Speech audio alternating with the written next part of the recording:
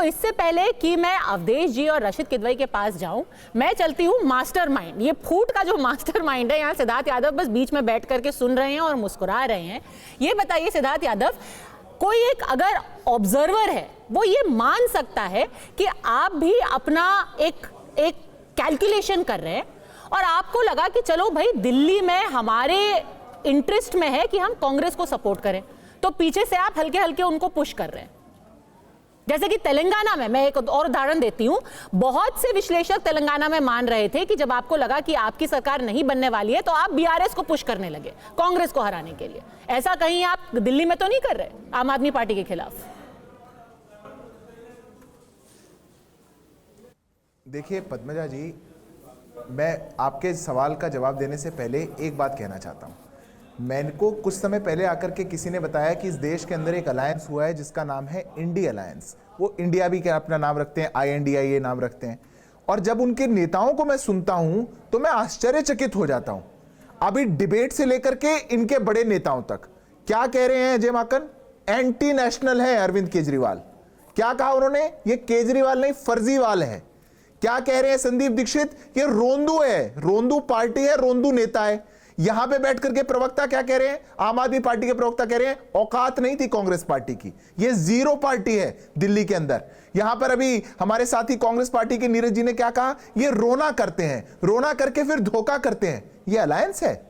हम तो पहले दिन से कहते थे, सत्ता के लालच के लिए कुछ दल एक साथ आए जो शुरुआत से एक दूसरे के खिलाफ थे। उन्होंने कहा कि सत्ता प्राप्ति के लिए हम एक ढोंग रचाते हैं कि हम लोग एक साथ हैं। जैसे ना जैसे लोगों को बरगला देते हैं, उनको साथ ले आते हैं। शराब घोटाले में कंप्लेनेंट थे कांग्रेस पार्टी, पर जब चुनाव लड़ना था लोकसभा का सब भूल गए। कोई बात नहीं, अरे बहुत अच्छा था। एंटी नेशनल मानते हैं अरविंद केजरीवाल को, पर गठबंधन में एक साथ हैं। आज जो फ्रॉड अरविंद केजरीवाल कर रहे हैं उनके साथ ये खड़े हैं। पर इन सब के बीच में दोष जो है वो भारतीय जनता पार्टी पर है। चुनाव हार जाते हैं तो ईवीएम पर दोष है, गठबंधन नहीं चल पा रहा तो भाजपा पर दोष है। किसको दोष दे रहे हैं आप? एक बार गिरबान में झांक कर खुद देखिए। ये अलायंस चिरकुट नेताओं अखिलेश वखिलेश यहां से शुरू हुआ था। एक दूसरे को रोज गरियाना, रोज एक दूसरे के खिलाफ बोलना, चुनाव के लिए कोई नीति ना होना, देश के लिए कोई अच्छी नीयत ना होना, कोई विजन ना होना। जब आपकी पार्टियों की असलियत ये होगी तो जनता आपको कैसे स्वीकारेगी? पर गठबंधन तो सिर्फ लोकसभा चुनाव के लिए हुआ था ना, कहना नहीं चाहिए। ये गठबंधन तो लोकसभा चुनाव के लिए हुआ था। उन्होंने कहा था कि हम राज्यों में एक दूसरे के खिलाफ लड़ेंगे, और वो एक दूसरे के खिलाफ लड़े पश्चिम बंगाल में भी, और आपको हराया। कांग्रेस ने ना हराया और टीएमसी ने फिर भी हराया। एक दूसरे को उन्होंने खरा खोटा सुनाया, पर फिर आपको भी हराया। पद्मजा जी बिल्कुल आप एक साथ लड़िए लोकसभा में और आप अलग लड़िए विधानसभा में। एंटी नेशनल के साथ मिलकर चुनाव लड़ेंगे क्या? फर्जीवाल के साथ मिलकर के चुनाव लड़ेंगे क्या? जिनके घोटालों की कंप्लेंट आप कर रहे हैं, आप उनके साथ लड़के चुनाव लड़ेंगे क्या? कोई तो मॉरल ग्राउंड होगा इस देश के अंदर राजनीति का, या नहीं होगा?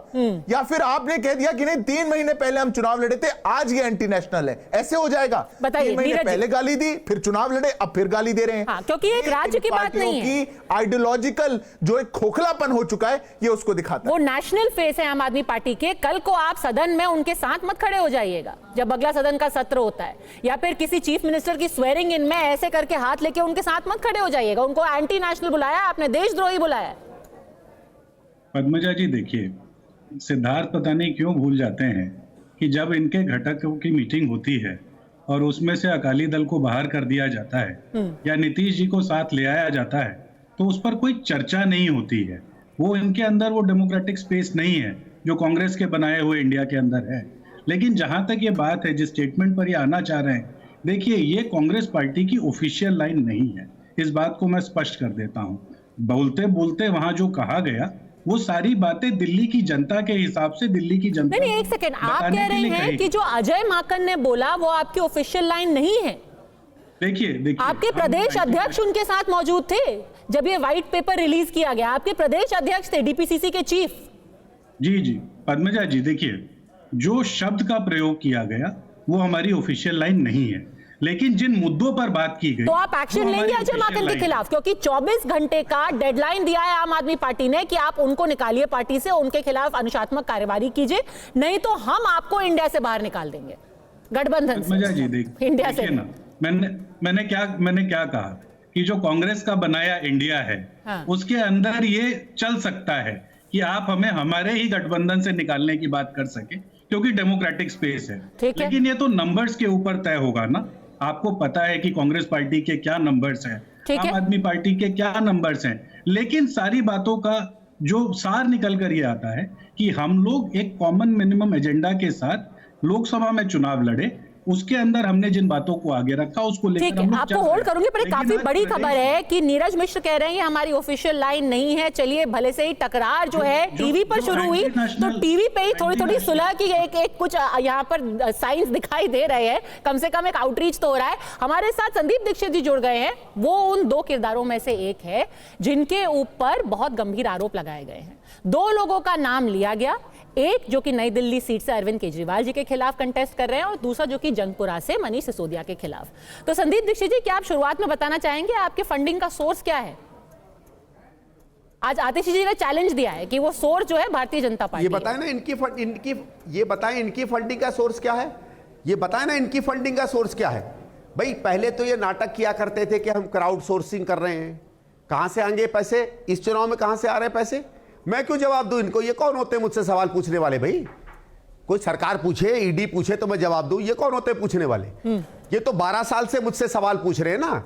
कहां गए इनके कॉमनवेल्थ गेम्स के 360 पेज, कहां गए इनके मैडम पे लगाए हुए 50 इल्जाम, कहां गए इनके सोनिया जी पे लगाए हुए हजारों इल्जाम, कहां गए वो इल्जाम जब ये कहते थे कि शरद पवार इस देश का सबसे भ्रष्ट नेता है, कहां गए वो इल्जाम जब ये लालू जी और मुलायम सिंह पर इल्जाम लगाया करते थे। अरे पहले खुद जवाब दो भैया सवाल पूछने के पहले। ये हैं कौन भाई मुझसे सवाल पूछने वाले, मेरे फंड कहां से आएंगे, मेरा चुनाव कहां से आएगा। आपके नाम आपने इनसे पूछा कभी आपने पिछले चुनाव कैसे लगा, गोवा में बेतहाशा पैसा बह रहा था, कहां से आया। दिल्ली के हर कॉरेस्पॉन्डेंट को ये पैसा देते हैं, कहां से देते हैं। मैं खुल ही कह रहा हूं कि दिल्ली के कॉरेस्पॉन्डेंट्स को पैसा मिलता, कहां से मिलता भाई। कोई किसी ने पूछा इनसे सवाल।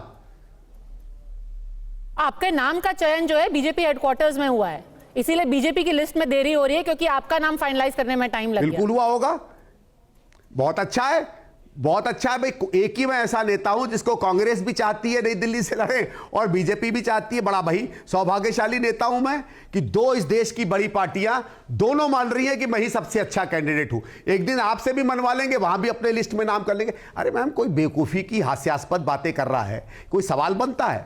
मैं तो इनसे कह रहा हूं यार, आतिशी जी का, संजय सिंह का, अरविंद केजरीवाल का 11 साल से कांग्रेस के खिलाफ झूठ बोल रहे हो, एक सबूत यार तुम नहीं ले पाए सामने। हमारे नेताओं को तो छोड़ो, हमारी मक्खी को भी जेल में नहीं डाल पाए।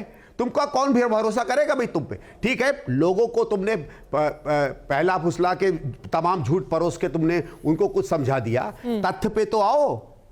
ना 10 साल से ऊपर हमारी सरकार है बीजेपी की, ना नीचे हमारी सरकार है, ना एमसीडी में हमारी सरकार है। अरे एक इंक्वायरी करा देते ना हमारे खिलाफ।